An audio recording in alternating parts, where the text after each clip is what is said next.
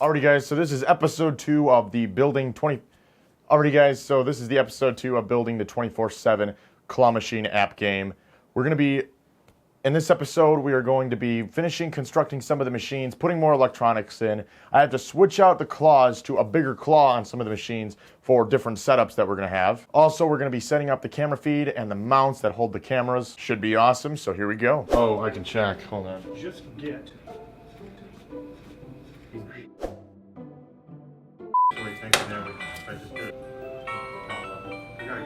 I don't understand, man. Why do they gotta do this? Alright, so we want this claw. This is the claw they come with. We want it to be bigger because you can kind of barely fit prizes like this. Their heads are a little bit large. So we got a bigger claw. This is the magnet for the bigger claw, the part that makes it close. And this is the original magnet that comes with the kit. So it's about a little bit more than half an inch bigger than this. So we are going to replace it. Now the thing about these Japanese kits is there's normally a 4-piece cylinder. Actually, come over here. There's 2 wires that come out of the magnet's coil that connect to the cylinder. You unscrew the screws, latch it in, and then these go back to the motherboard through the harness. The Japanese kit back over here does not have that. God knows why. And that's a square. I don't know why I was calling it a cylinder. But what we're gonna do is I cut the magnet off right here, right at the end. Then I'm going to separate these 2 strands. You could put a 4-piece connector and make it a little bit easier, but this is fun. Chop it up. Alright, so now we strip both ends. Okay, very nice. Hopefully this cap, there's a cap right here. Hopefully, you know what? Ah, crap. It fits. Look at that. Now very carefully, I don't want to get this too thick, but they just got to stay together. You got to melt this just so it doesn't fray. Not too much. Heck yes. See, there's the size difference. All right, new claws attached. We will put a play on just to see if it's working out. Uh-oh. Alrighty, so we're gonna move it right forward. Yes. Drop. So now it won't pick up those. Holy crap, it almost did. It did. And it looks like it's working great. There you go. So now we have the bigger claw on. That'll be better for the Tariba tension rod style setups. And then also just a bigger prize in general. So heck yeah, there we go. That wall is a little bit like full right now, so I can't really show you, but the way that we're gonna be doing this is basically a piece of wood like this is going to be on the side of each wall, going straight up to the ceiling.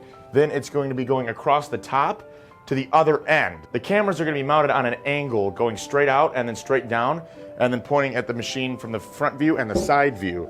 That way we won't have to have tripods get in the way of everything. We'll have more floor room, and we'll also be able to add more machines because tripods, you know, they're like 2 feet for the legs, and that'll add another 2-3 feet each way to put another machine. So here we have the camera. This is the camera that we will have on each claw machine, hooked in to our router right now for setting it up.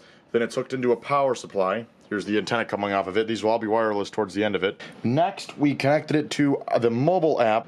Open it up and you can see the live feed with very minimal delay on it. So there we go. So that's one part done. This will be connected into a dedicated server that will stream it to anybody that logs onto each machine. There'll be 2 cameras per machine, of course, the front view and then the side view. Alrighty guys, so we have our awesome app designer. He's doing all the controls. He's basically creating all the hardware that will control the machines over the internet. And he's actually got to the point where he can control his claw machine that I sent him with like a little bit of like a temporary frame so he can test out all the electronics and hardware and everything like that. I can control that claw machine from the office space. He's in California, this is Michigan. So this is our very long distance test too. We're gonna test that out right now. Here we go. Alrighty guys, so here's the website that he made. You can sign in. You can add a credit card, you can add coins to your account, and then you can play the machine. So it's very basic, it's in testing right now, basically beta stages, but here it is, adding coins, being able to add a card. Now I'm going to start controlling the machine and see how well it works, so here we go. All right, we have backwards, we have right, we have forward, then left, so all the controls, and then spacebar is the drop button for now. And then it grabs, it'll go to the chute, and then if you won, it'll add the prize to your cart. So yeah, I'm having the arrow keys. Now, I'm actually not sure yet. I really like the arrow key thing. It makes it a little bit more personal, I guess you could say, instead of just clicking a button on the screen. I don't know if we're going to keep it like that, though. We might. Depends on how it works on later in the future. Comment what you guys think about that, too. I don't know what our developer's thinking with the arrow key or buttons on the screen thing either. But to be honest, I kind of like it. It's different. But yeah, so that concludes part 2 of the building an online claw machine web application thing. If you guys like this part 2 episode, leave a like. If you didn't like it, leave a dislike. If you really enjoyed, subscribe. Thank you guys for watching, and we'll see you next time.